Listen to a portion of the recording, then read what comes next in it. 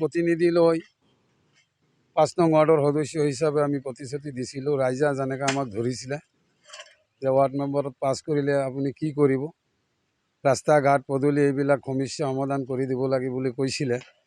কিন্তু আমি জয় হ'লোঁ, ৰাইজৰ আশীৰ্বাদত আমি জয় হৈছোঁ মৌলানা আবুল কালাম আজাদ। কিন্তু জয় হোৱাৰ পিছতেই বডি হোৱা নোহোৱাকেই ৰাইজে এতিয়া ধৰিছে কি কৰিবা। সি নিজে ব্যক্তিগত ফাণ্ডৰ পৰা আমি যেনেকৈ প্ৰতিশ্ৰুতি দিছিলোঁ সেই প্ৰতিশ্ৰুতি ৰক্ষা কৰিছে। আজি 2 দিন ধৰি ৰাস্তা ঘাট পদূলিত এইবিলাক চিম কেবল নিজৰ ফাণ্ডৰ পৰা কৰি আহিছে। কিন্তু আমি আশাবাদী আগন্তুক 5 বছৰ দিন পঞ্চায়তত বডি হোৱাৰ পিছতো এনেকৈ আমাক কাম কৰি যাব বুলি আশা ৰাখিছোঁ। সি কৰিব নিশ্চিন্ত হৈছোঁ। মই মোৰ সহকৰ্মী যিবিলাক আছে ইয়াত কাম কাজত হাতে কামে লাগি দিছে, তেওঁলোকক মোৰ ফালৰ পৰা আন্তৰিক ধন্যবাদ জনাইছোঁ।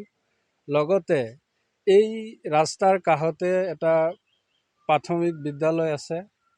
এই বিদ্যালয়ত সৰু সৰু কণ কণ ল'ৰা ছোৱালী আৰু এই গাঁৱৰে স্থানীয় ৰাইজ এই ৰাস্তাইদি অহা যোৱা কৰিব পৰা অৱস্থা নাছিলে।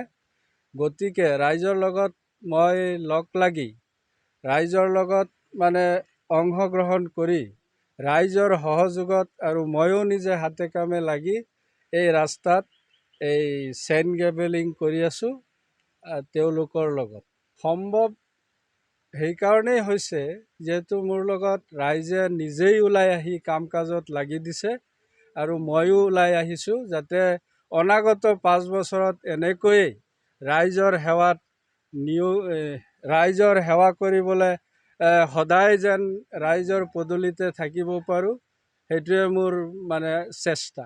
নিশ্চয় পঞ্চায়তৰ কোনো আঁচনি এতিয়ালৈকে ওলোৱা নাই যদিও এই ক্ষেত্ৰত ৰাইজেও সহায় কৰিছে, মোৰ ফালৰ পৰাও আৰ্থিকভাৱে কিছু সহায় কৰি আগবঢ়াই এই কামখিনি আগবঢ়াই গৈ আছোঁ। আমাৰ 45 নং সোণাপুৰ গাঁও পঞ্চায়তৰ অন্তৰ্গত 2 নং সোণাপুৰ গাঁৱৰ 5 নং ৱাৰ্ডৰ যিজন আমাৰ নৱনিৰ্বাচিত সদস্য মৌলানা আবুল কালাম আজাদ ডাঙৰীয়া, তেখেতে ৰাইজক যিধৰণে প্ৰতিশ্ৰুতি দিছিলে যে আপোনালোকে মোক ভোট দি জয় কৰাৰ পিছত মই সদায় আপোনালোকৰ কামত ব্যস্ত থাকিম।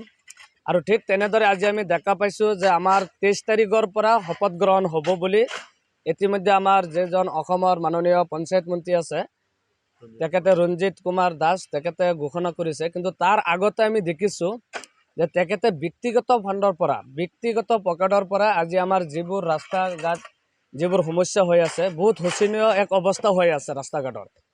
আজি নেৰা নেপেৰা বৰষুণৰ ফলত ৰাস্তা ঘাট যি অৱস্থা হৈ আছে, সেইফালে আমি তেখেতক দাবী কৰিছিলোঁ যে আপোনাক আমি ভোট দি নিৰ্বাচিত কৰিছোঁ, আপুনি যদি কিবা এটা পায় আপোনাৰ ফালৰ পৰা ৰাস্তাকেইটা অকণমান চাই দিব। ঠিক তেনেদৰে কোৱাৰ লগে লগে তেখেতে কালিৰ পৰা দিনে ৰাতি নিজে আহি ইয়াত কাম কৰি আছে, লগতে আমাক লগত লৈ কাম কৰি আছে আৰু ৰাস্তা ঘাটৰ পৰা আজি ৰাতিপুৱাৰ পৰা কাম আৰম্ভ কৰা হৈছে।